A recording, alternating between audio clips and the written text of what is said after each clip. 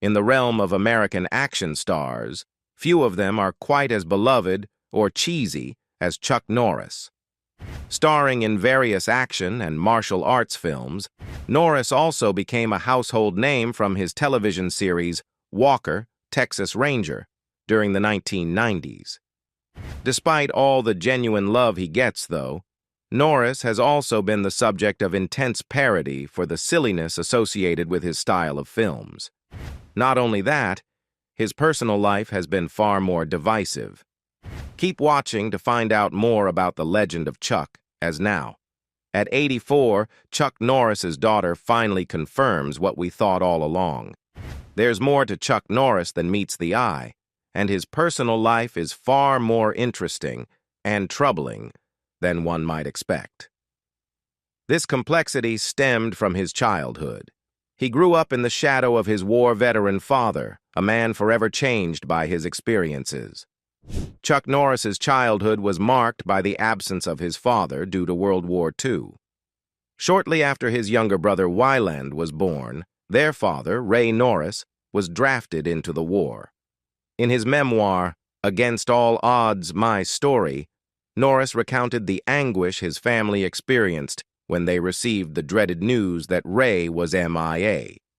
When Ray eventually returned, his experiences in the war weighed heavily on him, exacerbating his struggles with alcohol addiction. Norris vividly described the challenges his family faced due to his father's alcoholism. He recalled distressing incidents, such as his father threatening his mother for money. When he was drunk, little things often sent him into a rage, Norris wrote. While Mom tried to calm him down, Wieland and I hid in the bedroom. Despite the turmoil at home, Norris found solace and inspiration in the cowboys he saw on the big screen. He idolized these characters, seeing them as positive role models in contrast to his father's negative influence. Reflecting on his upbringing, Norris praised his mother's strength while acknowledging the difficulties of growing up with a father trapped in a cycle of drinking, abuse, and unfulfilled apologies. He learned the hard way that his father wasn't going to change. In his memoir, Against All Odds, My Story, Chuck Norris candidly recounted the struggles his family faced due to his father's alcoholism. Despite harboring hope that his father would eventually stop drinking, Norris came to the painful realization that it was unlikely to happen. He recalled a particularly frightening incident when his intoxicated father decided to drive the family back to Arizona from Oklahoma one night.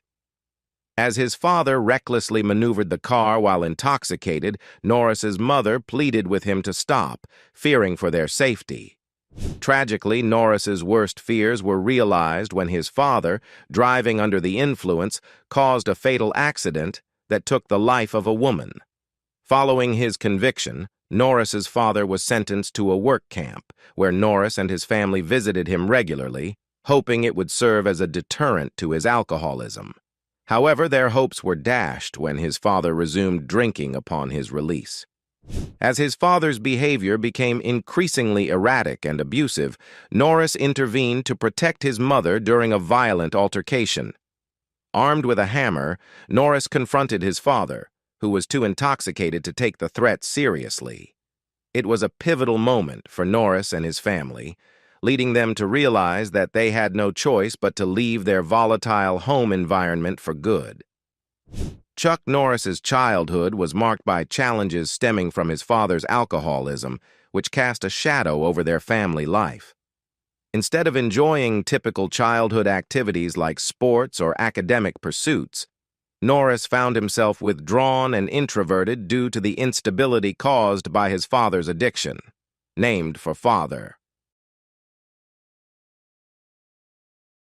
Contrary to what many might assume, Chuck Norris wasn't originally named Charles. His real name is Carlos Ray Norris.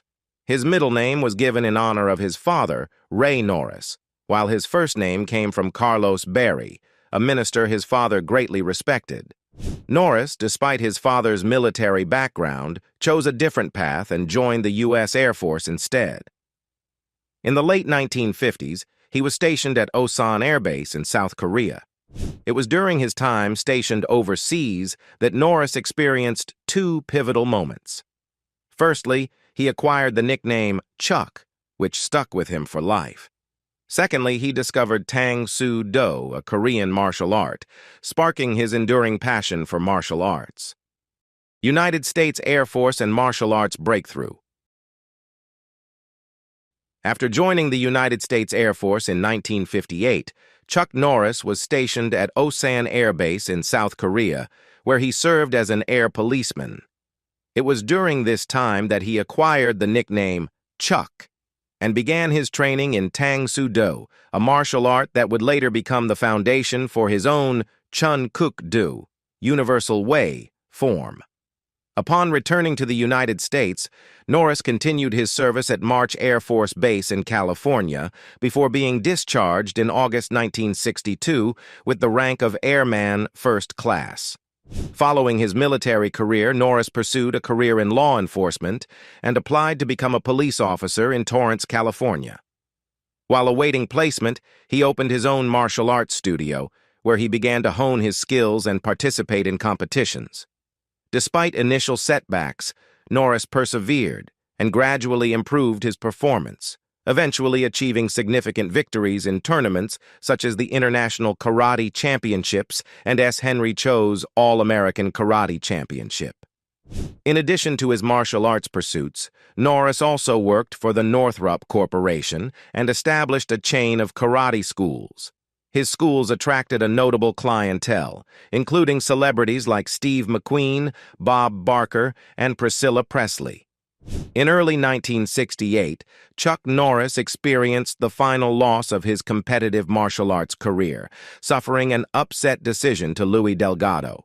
However, on November 24, 1968, Norris avenged this defeat and claimed the professional middleweight karate champion title, which he held for an impressive 6 consecutive years. Just a few months later, on April 1, 1969, Norris successfully defended his All-American Karate Championship title in a round-robin tournament held during the Karate Tournament of Champions of North America. In the same year, Norris secured his second consecutive victory at the All-American Karate Championship, marking the end of his competitive career with an undefeated record. Throughout his time as a competitor, Norris had the opportunity to meet and develop a friendship with Bruce Lee, known for his role in the TV series The Green Hornet. Their friendship extended beyond personal connections to include training and collaboration in the martial arts realm. In 1969, Norris continued his dominance in the martial arts world by successfully defending his title as world champion at the International Karate Championship held during the first weekend of August. This prestigious competition attracted champions from across the United States and several international participants for the preliminaries. Norris not only retained his title, but also earned karate's Triple Crown for achieving the most tournament wins of the year. Additionally, he was honored with the Fighter of the Year award by Black Belt magazine for his outstanding contributions to the sport. Amidst his martial arts achievements, Norris made his acting debut in the Dean Martin film The Wrecking Crew, signaling the beginning of his successful career in the entertainment industry. Early roles and breakthrough. In 1972, Chuck Norris made a significant breakthrough in his acting career by portraying Bruce Lee's nemesis in the martial arts masterpiece Way of the Dragon, released as Return of the Dragon in the U.S. The film garnered immense success, grossing over $5.3 million at the Hong Kong box office, surpassing records previously set by Lee's own films like The Big Boss and Fist of Fury. Notably, Way of the Dragon became the highest-grossing film of 1972 in Hong Kong and achieved global success, grossing an estimated $130 million worldwide. This pivotal role catapulted Norris toward stardom, laying the foundation for his illustrious career in the entertainment industry. In 1973, Norris expanded his acting repertoire by appearing in Jonathan Kaplan's film The Student Teachers, showcasing his versatility as an actor beyond the martial arts genre. The following year, actor Steve McQueen, who was both Norris's martial arts student and friend, recognized his potential and urged him to enroll in acting classes at MGM. Encouraged by McQueen's mentorship, Norris ventured into Hollywood with newfound confidence. In the same year, he portrayed the supporting role of the main antagonist in Lo Wei's Yellow-Faced Tiger. In this film, Norris portrayed a formidable drug kingpin in San Francisco, wielding power over the criminal underworld and even influencing the local police department. His character's dominance is challenged by a courageous young police officer who confronts corruption head-on. Originally released theatrically in 1981 in the U.S., under the title Slaughter in San Francisco, the film gained attention as an older, low-budget production showcasing Norris in a lead role. It was showcased as part of a double bill alongside other action and genre films, leveraging Norris's burgeoning fame to attract audiences. Described as a martial arts action film with a modest budget, Slaughter in San Francisco capitalized on Norris's rising prominence in the industry. In 1975, Chuck Norris ventured into the realm of literature with the publication of his first book, Winning Tournament Karate. This seminal work delved into the practical aspects of competition training across all skill levels, offering insights into executing rapid attacks, conditioning the body, engaging in fighting form drills, and mastering one-step sparring techniques. The book became a valuable resource for martial artists seeking to enhance their competitive edge. Transitioning from the written word to the silver screen, Norris secured his first starring role in the film Breaker Breaker.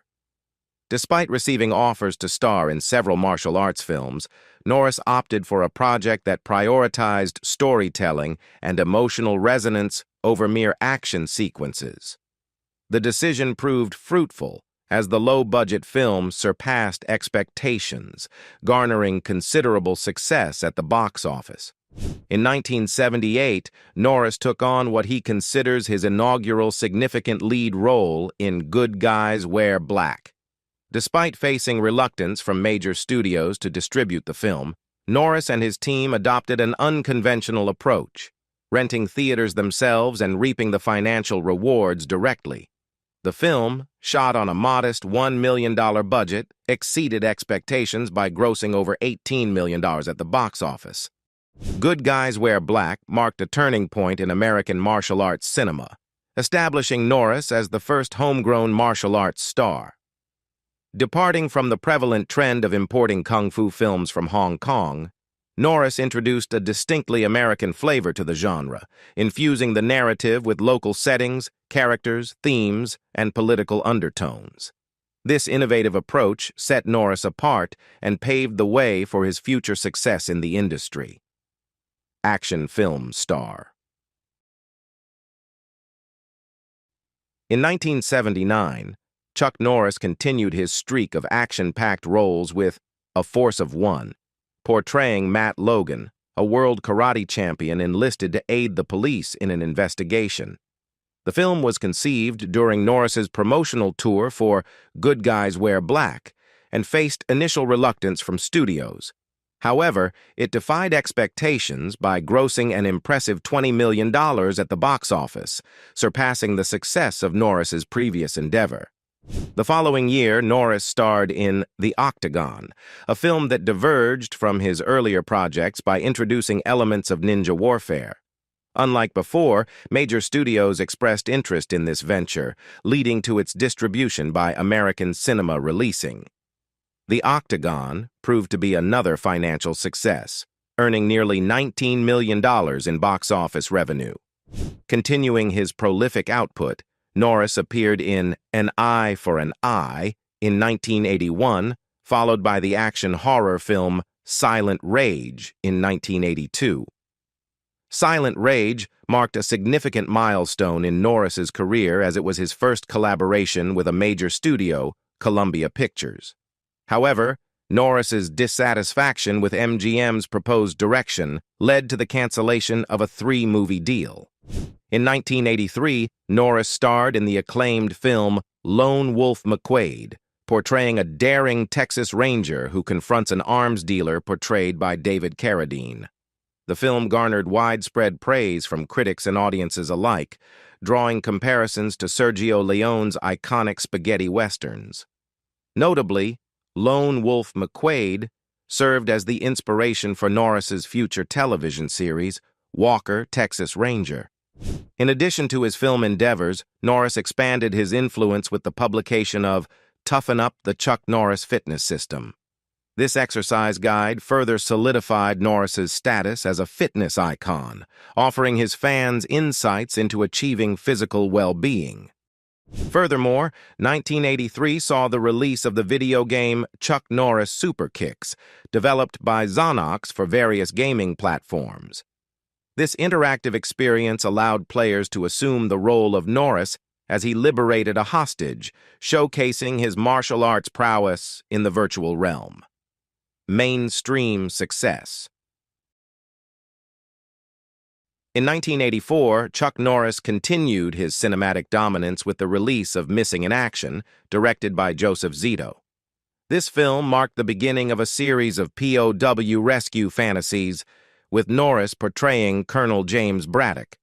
Produced by Menahem Golan and Yoram Globus under their Canon Films banner, the movie was the first of many collaborations between Norris and the prolific production duo. Notably, Norris dedicated these films to his younger brother Wieland, a private in the 101st Airborne Division, who tragically lost his life in Vietnam in 1970. The success of Missing in Action propelled Norris to new heights of stardom, firmly establishing him as Canon's most prominent star throughout the 1980s. The following year, audiences were treated to Missing in Action 2, The Beginning, a prequel that delved into Braddock's harrowing experiences in a North Vietnamese POW camp. Meanwhile, Norris showcased his versatility in Code of Silence, a crime drama released by Orion Pictures. The film received acclaim from critics and audiences alike, further solidifying Norris's status as a bankable action star. Later in 1985, Norris returned to the screen in Invasion USA, directed once again by Joseph Zito. This action-packed thriller showcased Norris's trademark martial arts skills as he took on a group of terrorists threatening the United States. The film, with its pulse-pounding action sequences, resonated with audiences and contributed to Norris's growing reputation as a box office draw. Continuing his streak of successes, Norris teamed up with Hollywood legend Lee Marvin in The Delta Force, which premiered in 1986. Directed by Menahem Golan, the film depicted Norris and Marvin as leaders of an elite squad of Special Forces troops tasked with confronting a group of terrorists. The Delta Force was met with commercial success, further cementing Norris's status as an action superstar. In addition to his film endeavors, Norris expanded his presence into the realm of animation with the debut of Karate Commandos in October 1986. Voicing a cartoon version of himself, Norris led a team of operatives in a series of action-packed adventures. The show, although short-lived, showcased Norris's enduring popularity and even received a comic book adaptation from Marvel. In November 1986, Chuck Norris embarked on a new cinematic adventure with the premiere of J. Lee Thompson's action-adventure comedy film Firewalker. In this lighthearted romp, Norris co-starred alongside Louis Gossett Jr. as two seasoned treasure hunters whose escapades rarely yield significant success. Norris saw the project as an opportunity to showcase a lighter side of his persona, a departure from his more serious action roles. Gossett praised Norris's willingness to embrace this change, acknowledging his dedication to stretching himself as an actor. While the film received mixed reviews, with some critics deeming it a fine example of a light action flick, others were less enthusiastic about its merits. Despite the varied reception, Kevin Thomas of the Los Angeles Times found enjoyment in the film, particularly praising the cast for embracing the lighthearted spirit of the story. At the box office, Firewalker amassed a respectable sum, raking in $11,834,302. In 1987, Norris expanded his literary repertoire with the publication of The Secret of Inner Strength, My Story, a New York Times bestseller. In this book, Norris delved into his philosophy of self-improvement, offering insights gleaned from his own life experiences and personal journeys.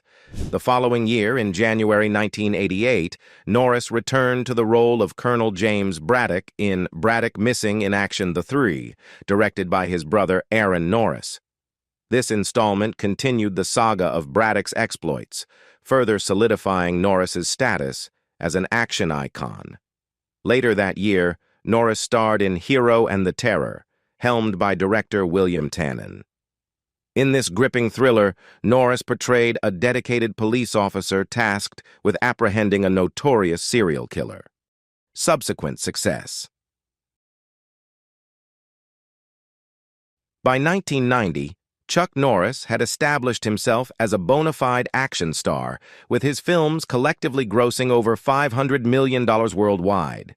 He had garnered comparisons to both Bruce Lee and Clint Eastwood, earning the moniker of the blonde Bruce Lee for his prowess in martial arts roles, while his rugged loner persona drew parallels to Eastwood's iconic Dirty Harry character. In a significant development that year, MGM acquired the Cannon Films library, providing Norris with continued opportunities to showcase his talents on the big screen. He collaborated extensively with his brother Aaron, who directed him in a series of action-packed films, including Delta Force 2, The Hitman, Sidekicks, Hellbound, Top Dog, and Forest Warrior. In 1993, Norris ventured into television with the action series Walker, Texas Ranger. Portraying the titular character, Sergeant Cordell Walker, a member of the Texas Rangers, Norris captivated audiences with his thrilling adventures fighting crime alongside his partner James Trevette. The show enjoyed immense popularity, running for 8 seasons on CBS and continuing its success in syndication on various channels, notably the Hallmark Channel. Beyond Walker, Texas Ranger, Norris remained active in various television projects and ventures. He appeared as a guest on the Randy Travis television special Wind in the Wire in August 1993 and served as the special outside enforcer for the casket match at the 1994 edition of the World Wrestling Federation's Survivor Series event. In 1996, Norris added authorship to his repertoire with the publication of The Secret Power Within, Zen Solutions to Real Problems, offering readers insights into practical solutions for navigating life's challenges. He also became associated with Total Gym home fitness equipment, appearing in a series of cable TV infomercials alongside Christy Brinkley since 1997. Norris continued to diversify his television portfolio with the premiere of the television film Logan's War Bound by Honor on November 1, 1998. Where he starred alongside Eddie Cibrian. The film garnered significant viewership, ranking 3rd among the 13 most viewed shows of that week. Subsequent films and internet fame. In the early 2000s, Chuck Norris expanded his presence on television with starring roles in CBS television films. He portrayed a secret agent in The President's Man and its sequel, The President's Man, A Line in the Sand, showcasing his action chops on the small screen. In 2003, Norris ventured into the realm of supernatural Christian cinema with a role in the film Bells of Innocence. Additionally, he made a guest appearance in an episode of the TV show Yes, Dear, further diversifying his acting portfolio. The year 2004 brought a comedic turn for Norris with his appearance in Rawson Marshall Thurber's Dodgeball: A True Underdog Story. Playing himself as a judge during a dodgeball game, Norris injected humor into the film and delighted audiences. The movie received praise from critics for its raunchy comedy and became a box office success, grossing $167.7 million. In the same year, Norris shared his life story with the world by publishing his autobiography, Against All Odds, My Story, offering readers insights into his remarkable journey. Chuck Norris didn't limit his contributions to the entertainment industry. In 2005, he founded the World Combat League, a full-contact, team-based martial arts competition aimed at promoting the sport and supporting his Kickstart Kids program. Norris also made a return to television with the premiere of the Sunday night movie of the week, Walker, Texas Ranger, Trial by Fire, on October 17, 2005. Reprising his iconic role as Cordell Walker, Norris continued to captivate audiences with his heroic exploits. Despite the success of the movie, future projects for the series were hampered by CBS's decision to discontinue regularly scheduling movies of the week on Sunday nights. Around this time, Chuck Norris facts began circulating on the internet, creating a viral sensation. These satirical factoids, created by Ian Spector, humorously exaggerated Norris's toughness, attitude, and masculinity. Embracing the parody, Norris even incorporated some of the facts into his public appearances, touring major talk shows and boosting troop morale with visits to Iraq. Family. Despite his successful career, his personal life is not always easy for him. Norris tied the knot with his high school sweetheart, Diane K. Holchek, in December 1958, at the young ages of 18 and 17, respectively. Their love story began in 1956 when they met during their high school years in Torrance, California. The couple welcomed their first child, Mike, in 1962, followed by a daughter born in 1963 from an extramarital relationship. Eric, their second son, arrived in 1964. However, their union faced challenges, and after 3 decades together, Norris and Holchek parted ways, finalizing their divorce in 1989. The decision came after their separation in 1988 during the filming of the Delta Force II. Subsequently, on November 28, 1998, Norris exchanged vows with former model Gina O'Kelly, who was 23 years his junior. O'Kelly brought 2 children from her previous marriage into their blended family. The couple's joy multiplied when O'Kelly gave birth to twins on August 30, 2001. In a candid revelation to Entertainment Tonight's Mary Hart on September 22, 2004, Norris disclosed that he had only met his illegitimate daughter from a previous relationship when she turned 26. Despite learning about her paternity at the age of 16, it wasn't until 1990, a year after his divorce from Diane Holchek, that Norris connected with her. Their reunion came about after she reached out to him with a heartfelt letter detailing their relationship. Lee Atwater's death hit him very, very hard. According to his memoir, Against All Odds, My Story, Norris found himself recognized by Lee Atwater not just as a conservative Republican, but as someone who could bolster Bush's tough guy image. This led to Norris making numerous appearances in support of Bush, and along the way, he formed a genuine friendship with Atwater.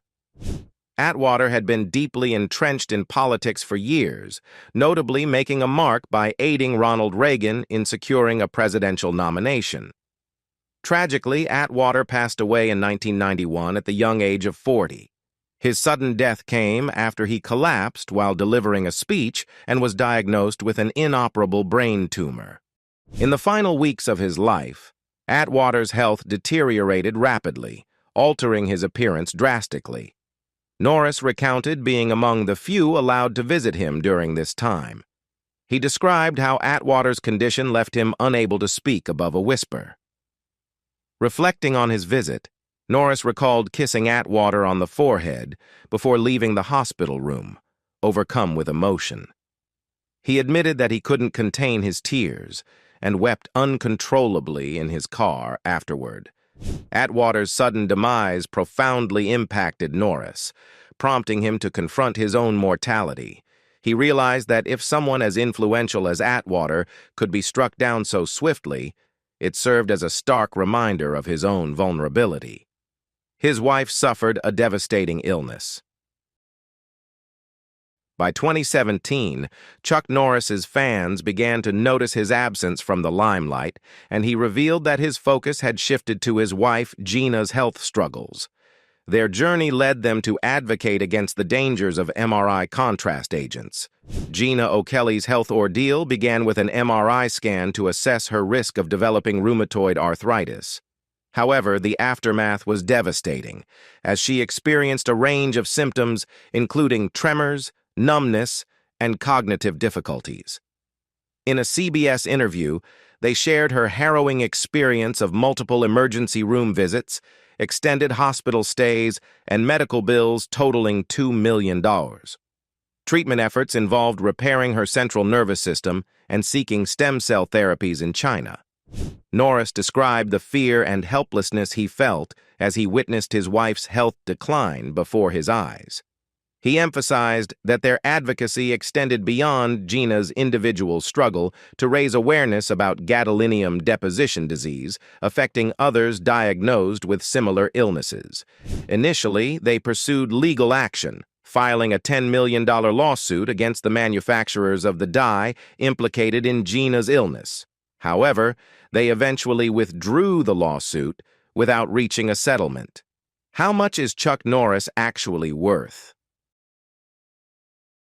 Chuck Norris's fame and success have undoubtedly contributed to his wealth, with Forbes estimating his net worth at $70 million.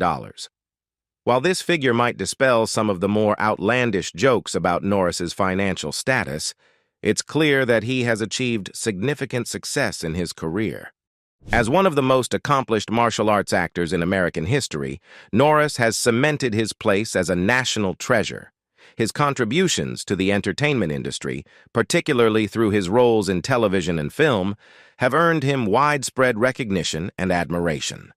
In 2010, Norris received a prestigious honor when he was named an honorary member of the Texas Rangers by Governor Rick Perry.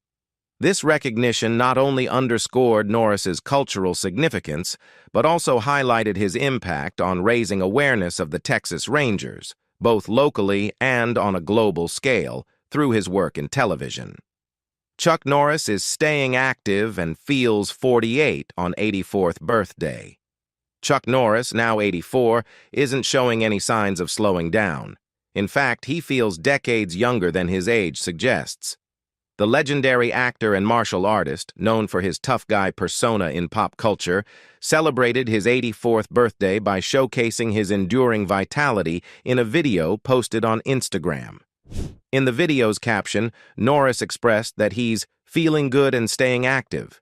The footage demonstrates his impressive boxing skills, accompanied by the remark, "You know, I'm 84 today, but I feel like I'm 48.